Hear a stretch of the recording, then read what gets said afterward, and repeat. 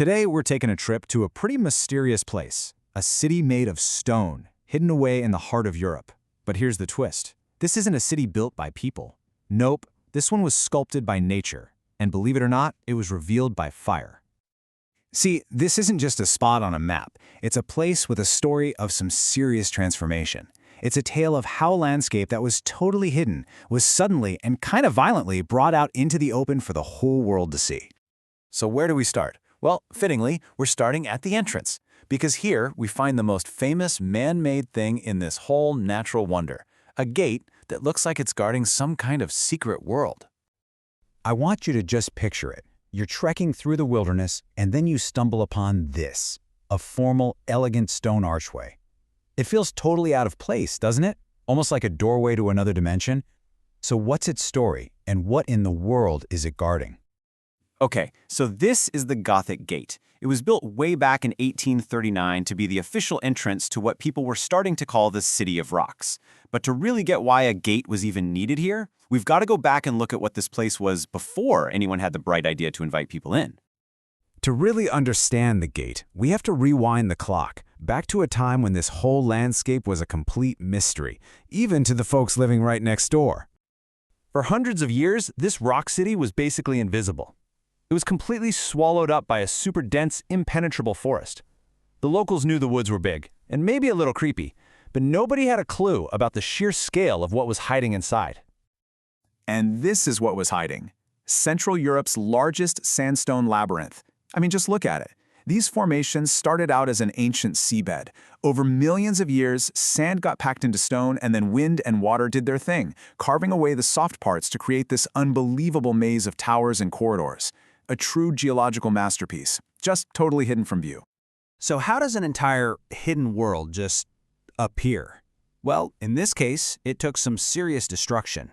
We're talking about a massive, landscape-changing fire that changed absolutely everything. This timeline really shows the big turning point. So for ages, the labyrinth is hidden. Then, sometime before the 1700s, bam, a huge fire sweeps through. And this thing that seemed like a total disaster, well, it was actually an act of creation.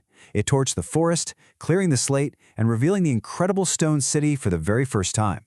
It was basically an open invitation for the first explorers to come in and start carving out paths. And out of those ashes rose this just breathtaking landscape.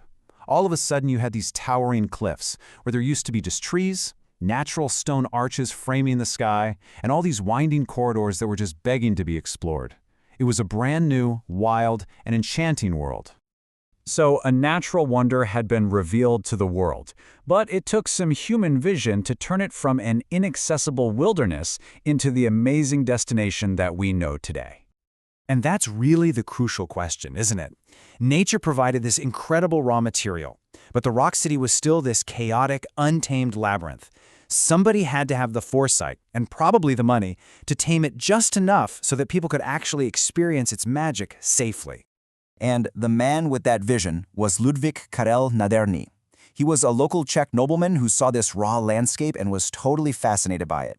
Very typical for that time, this romantic idea of wild, sublime nature.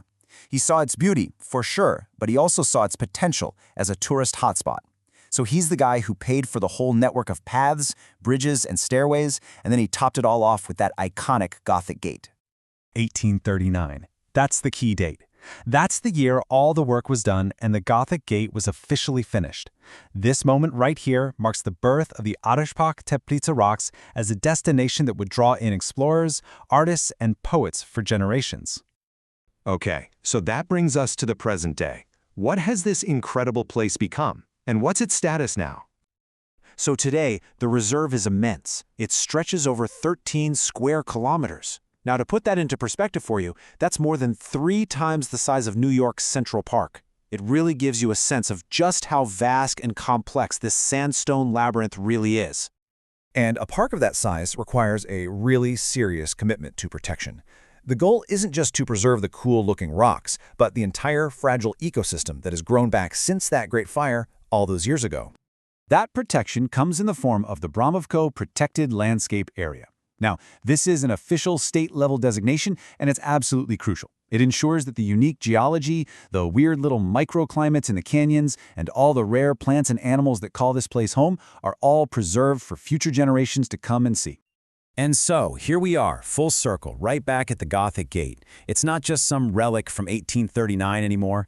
It's still the symbolic guardian, you know? It's the threshold you cross to leave the normal world behind and step into a city that was literally born from fire and stone. After all this time, centuries of being hidden, a couple 100 years of being explored, it really makes you wonder, doesn't it? What other stories are still waiting to be discovered in those quiet, winding corridors of stone?